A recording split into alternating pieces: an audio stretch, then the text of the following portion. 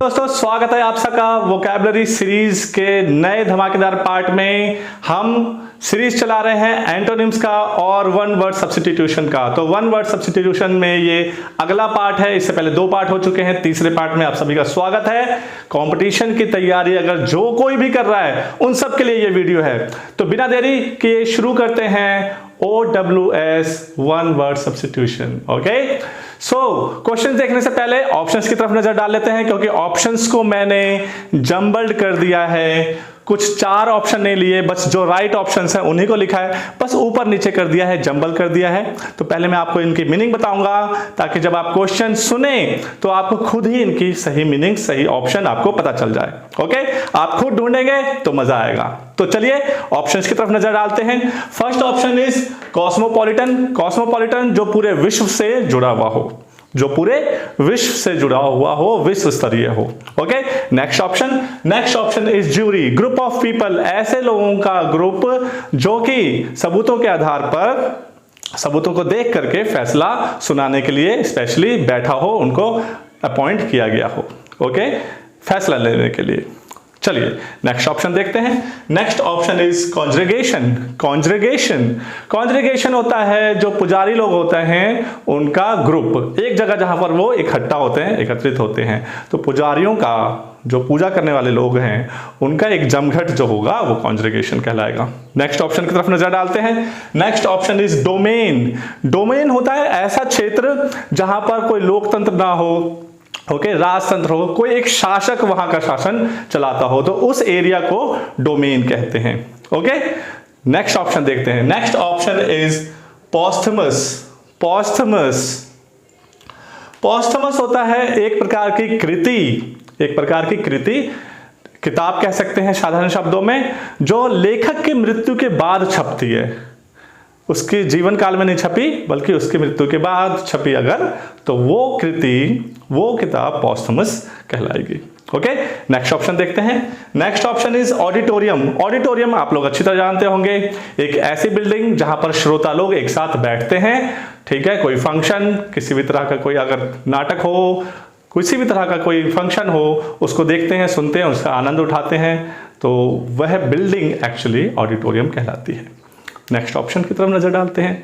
Next option is calligraphy. Calligraphy लिखने की जो कला होती है, लिखने की एक खास कला जो होती है, उसे कैलीग्राफी कहते हैं। किस प्रकार की कला है वो हम आगे देखेंगे क्वेश्चंस को देखने के बाद। ठीक है, आप ध्यान रखिए कि लिखने की कला कैलीग्राफी कहलाती है।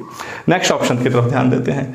Next option is peninsula. Peninsula जो है वो एक ऐसा क्षेत्र कहलाएगा जो लगभग समुद्र से घिरा हुआ हो। लगभग, ये नहीं कहेंगे कि पूरी तरह जो घिर जाएगा, चारों तरफ से जो घिरा होता है उसे तो हम आइलैंड बोलते हैं, लेकिन जो आप साधारण शब्दों में कह सकते हैं कि 3 तरफ से अगर वो समुद्र से घिरा हुआ है, तो that area is called peninsula. उस क्षेत्र को हम पेनिनसुला कहते हैं।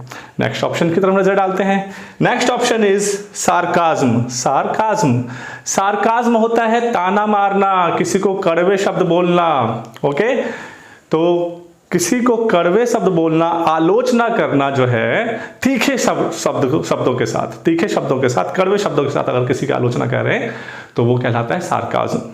नेक्स्ट ऑप्शंस की तरफ नजर डालते हैं। Next option is hive. Hive कहलाता है छत्ता, मधुमक्खी का छत्ता। किस प्रकार का वो हम आगे देखते हैं। तो चलिए अब क्वेश्चंस की तरफ नजर डालते हैं। First question is area of land almost surrounded by sea, यानी कि वो क्षेत्र, भूमि का वो टुकड़ा जो लगभग समुद्र से घिरा हुआ हो। अभी अभी आप लोगों ने जाना है और मुझे पूरी उम्मीद है कि आप लोगों ने सही आंसर ढूंढ भी लिया होगा। यस, वो सही ऑप्शन क्या है, सही आंसर क्या है? पेनिनसुला, जो लगभग समुद्र से घिरा हुआ हो, 3 तरफ से समुद्र से घिरा हुआ हो, वो भूमि का टुकड़ा पेनिनसुला कहलाता है।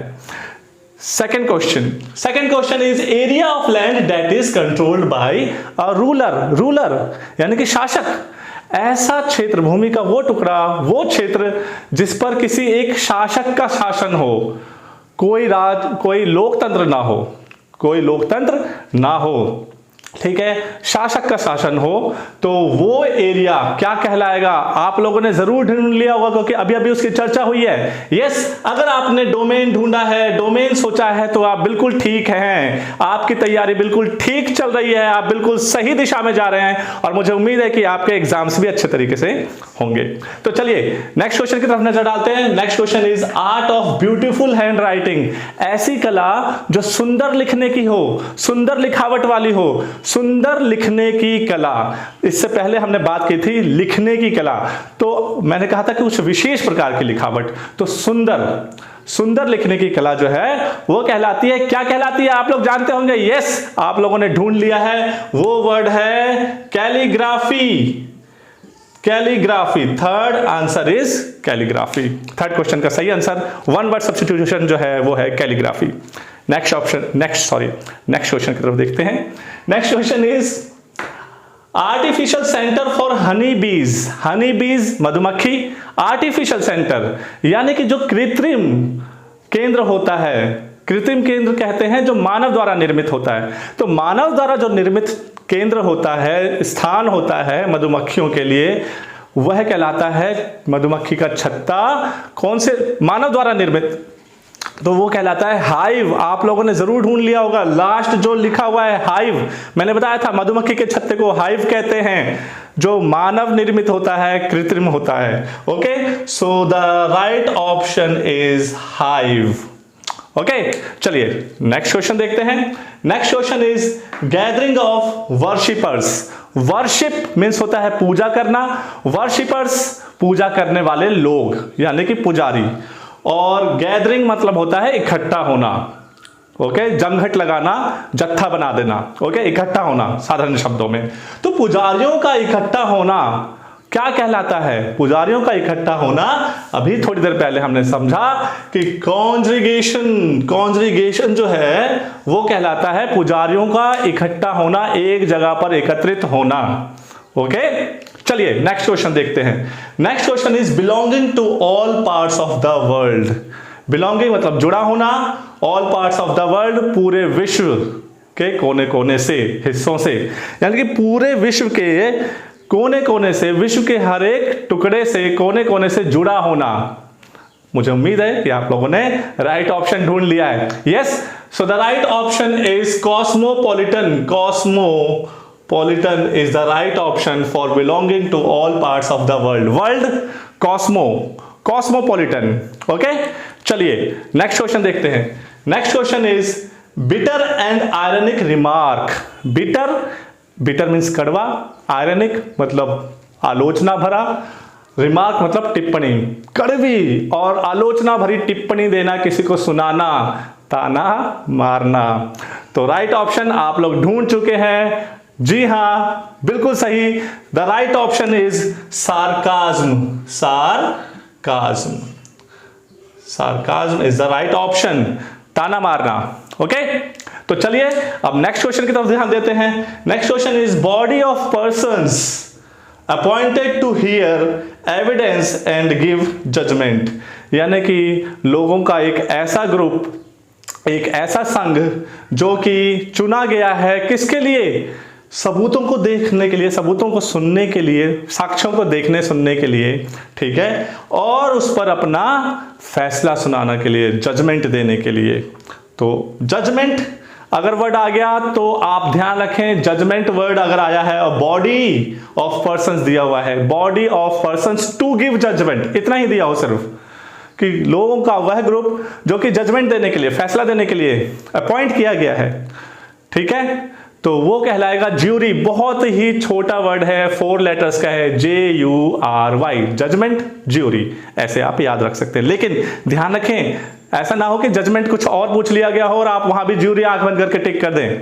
ध्यान रखें कि बॉडी ऑफ पर्सन, वो लोग जो कि जजमेंट देने के लिए बैठाए गए हैं, अपॉइंट किए गए हैं, तो वो कहलाता है jury. Where is the jury? Yes, here. So ये है हमारा राइट ऑप्शन 8वें क्वेश्चन का, ठीक है। तो चलिए अब नेक्स्ट क्वेश्चन देखते हैं। Next question is published after the author's death. Author माने लेखक, डेथ माने मृत्यु, पब्लिश माने छपना। ओके, तो भाई हमने बात की थी कि लेखक की मृत्यु के बाद जो छपता है वो क्या कहलाता है, वो कृति क्या कहलाती है, वह कहलाती है पोस्थमस।